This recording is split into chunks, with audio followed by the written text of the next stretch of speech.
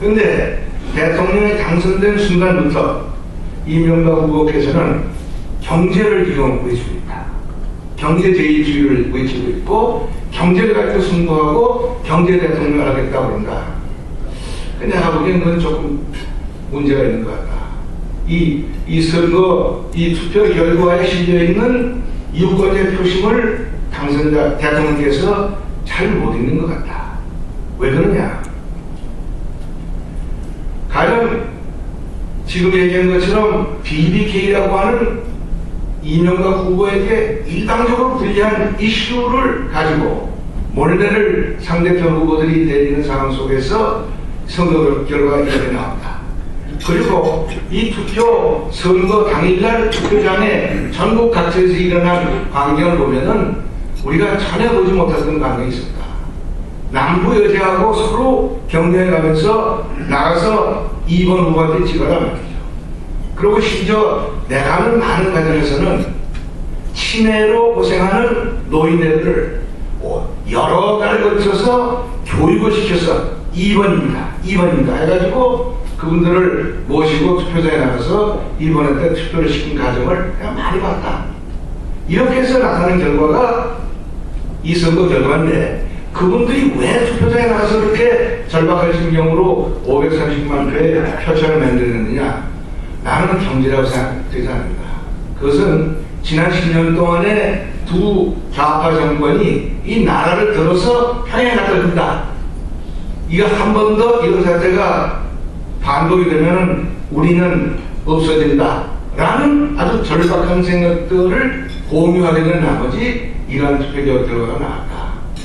이번 선거를 좌우한 키워드는 내가 보기엔 세 가지다. 하나는 잃어버린 10년이고, 하나는 좌파 퇴출이고, 하나는 정권 교체다. 그런 의미에서 이번 선거 결과는 보통 정권 교체가 아니다. 이건 혁명이다.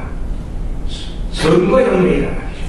유권자들이 말하는 것은 혁명이고, 이 혁명을 통해서 유권자들이 말하는 것은 과거 10년을 뒤집어라, 잃어버린 10년을 되찾아라 하는 주문이 여기에 담겨 있는 거다. 그건 경제가 아닌 것 같다. 경제는, 나는 경제는 문외한이지만 내가 보기 이렇다. 경제는 경제를 대통령께서 강조를 하셔야 되는 것은 틀림없지만은, 그러나 경제 일변도로 경제 제일주의를 나가가지고는 대통령직에서 성공할 가능성이 높다고 본다. 왜냐? 그 상식적으로 얘기해보자. 지금 세계는 세계 경제 시대가 돼서 어느 단위 국가의 경제가 혼자서 살고 죽고 할 수가 없다. 세계 경제가 좋아지면은 거기에 잘 순풍을 타고 적응을 잘하는 재미를 볼 것이고, 세계 경제가 망하면은 아무리 잘해도 혼자서 해낼 수가 없다. 내가 보기에는 지금 그냥 이 세계 경제가 그렇다. 둘째로는 지금 경제 주체가 너무 다양화되어 있어서 한 경제 주체를 만족시키면 다른 경제 주체는 불편하게 되어 있다. 이 모든 경제 주체를 모두 만족시킬 수 있는 비방은 내가 보기엔 한마디도 없다. 그러니까 결국은 경제는 이 다양한 경제 주체의 이해관계를 조화시키는 건데, 그런 조화를 통해 가지고 그렇게 시원스럽게 흙이 배우로 변하는 내가 보기에는 있을 수 없을 것 같다. 세 번째로는 사실은 지난 10년 동안 좌파 정부 안에서 우리 경제가 얼마나 결단이 나느냐, 그것도 난 의문이다. 지금 지난 10년 동안에 내가 보기엔 일어난 경제 변화는 이런 것이다. 과거 우리가 우파 정권 시대에는 우리 경제 정책이 양의 경제를 추구하는 건 사실인 것 같다.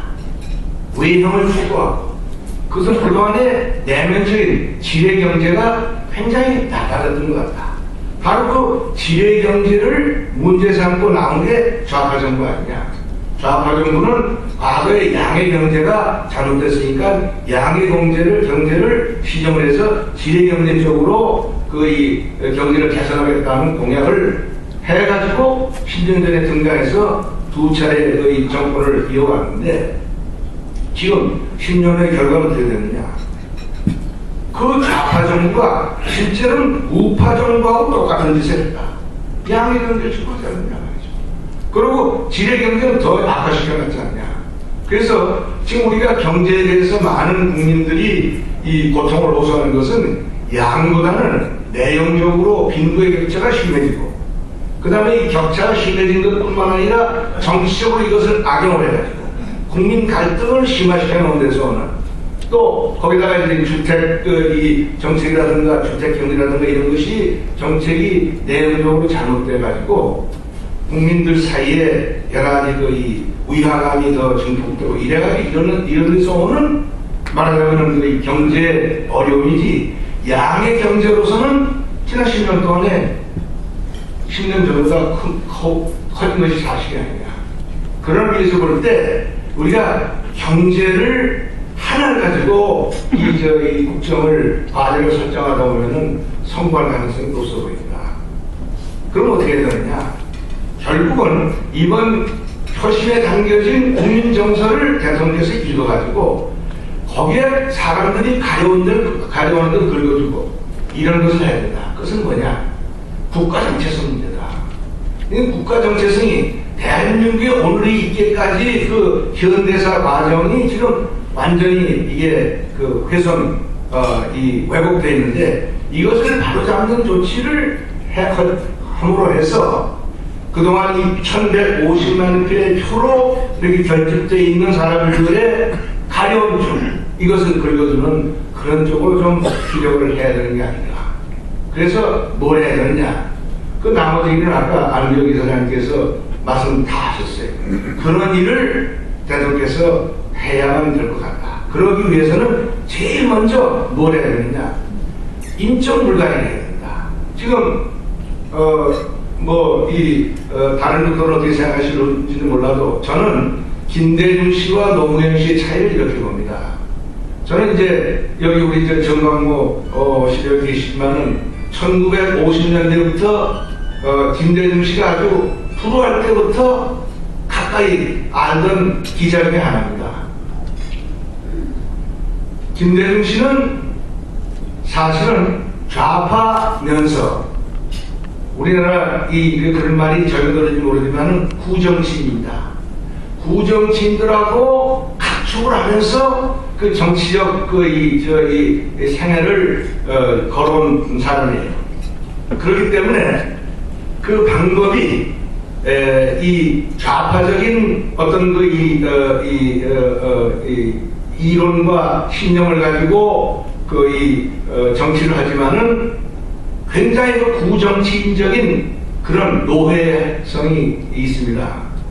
반면 노무현 씨는 제가 듣기로는 노무현 씨가 이데올로기에 대한 소위 접근이 이루어진 계기가 1980년대 초에 소위 비림 사건인가 해가지고 이 386 운동권 아이들이 그 산업 현장으로 막 뛰어갈 때 부산에 간 그 386 세대, 이제 거명하자면은 이모, 안모, 무슨 연모 이런 사람들하고 접촉이 이루어지면서부터 이 이데올로기의 개안이 이루어지고, 그리고 그 뒤에는 이 381과 똑같이 북한이 제공하는 이론과 북한이 제공하는 여러 가지 이 내용을 가지고 그 일종의 인용 무장을 한 사람이고, 그런 의미에서 그 표현이 적당한지 모르지만은 이제 좌익 혁명가들이 얘기하는 활동가적인 그런 기질을 많이 가지고 있어요. 제가 행태를 가지고 보면은.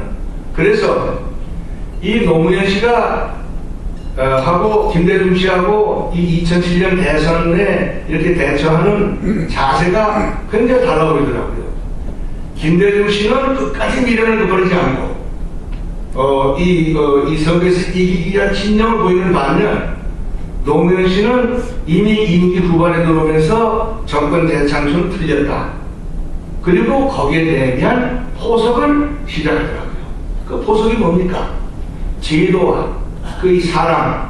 그래가지고 이 사회의 각 이 관절 부분에 해당하는 요소에다가 이 좌파적인 이제 이 사람을 깔아놔가지고 결국 대선에서 져가지고 정권 교체가 일어났을 경우에 그 이후에 대한 대비를 엄청나게 한 것 같더라고요.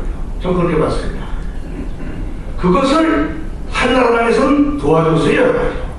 그동안 그 과거사 이 문제라든가 여러 가지 그 국회에서 입법 활동을 하는 거 보면은 아무튼 그러한 노무현 당시 대통령의 국정 운영을 한나라당에서는 그렇게 아주 흔쾌하게 도와준 건 아니겠지만은 그때 조력을 해서 그런 것이 이루어지게끔 만들었어요.